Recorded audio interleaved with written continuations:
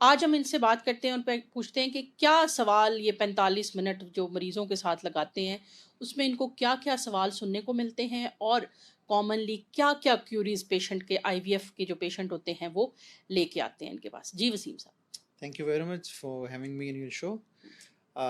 सबसे पहले जैसे आपने अभी एक्सप्लेन किया कि जो कोई भी इंडिविजुअल पेशेंट जब सेंटर को विजिट करता है अपनी इनफर्टिलिटी को लेके, तो सबसे इम्पॉर्टेंट चीज़ जो आप उसको इंडिविजुअली जब उसको देखती हैं तो उसकी फर्टिलिटी की असेसमेंट की जाती है, दैट एग्ज़ैक्टली, इज़ बिल्कुल। प्राइमरीली इम्पॉर्टेंट होता है।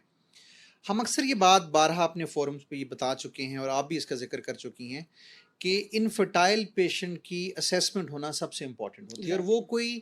कोई जो इनफर्टिलिटी का स्पेशलिस्ट होगा वही कर सकता है, रादर दैन तो जैसे एज यू मेंशन के हिट एंड ट्रायल है वो चलते रहते हैं।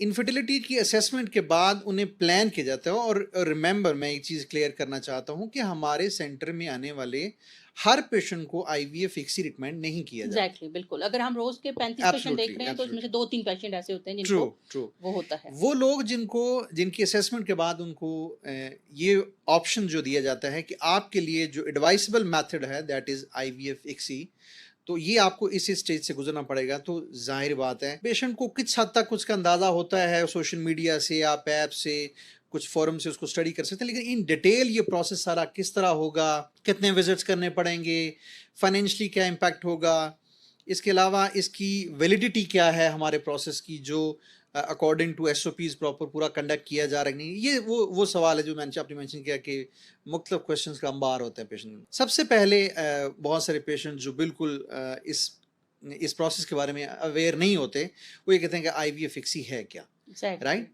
तो ये क्या है जी, इसके बारे में हमें नहीं पता इससे पहले, तो उनको ये बताया जाता है कि आपकी जो असेसमेंट की गई है दोनों मियाँ बीवी की इंडिविजुअली, दोनों के ऑब्वियसली उससे पहले कुछ उनके टेस्ट परफॉर्म किए गए हैं, एग्ज़ैक्टली, बिल्कुल। और उन टेस्ट की बुनियाद पे ये कंक्लूड किया गया आपकी तरफ से कि इस पेशेंट के लिए जो बेस्ट पॉसिबल मेथड है वो आईवीएफ ही हो सकता है। तो इसके लिए हमने नेचुरल प्रेगनेंसी होने के लिए आपके स्पर्म्स और एग का आपस में मिलाप होना ज़रूरी है। आपके एएमएच के कम होने की वजह से या किसी मेल फैक्टर की वजह से टोटल स्पर्म काउंट कम है, रैपिड मूवमेंट कम है, मॉर्फोलॉजी पुअर है, तो उसकी वजह से आपका ये फैक्टर है जो कंट्रीब्यूट कर रहा है आपकी इनफर्टिलिटी को। तो इसलिए आपको ये प्रोसेस कहा कि हम यही काम जो बॉडी के अंदर हो रहा है स्पर्म और एग के मिलने वाला, ये हमने लैब में लैब करना में है, जारी करना और है। लैब में करने के बाद फिर वही एम्ब्रियो आपके ही स्पर्म और आपके ही बायोलॉजिकल एग्स को हुँ, हमने वापस आपकी बॉडी में ट्रांसफर बिल्कुल, करना है। बिल्कुल।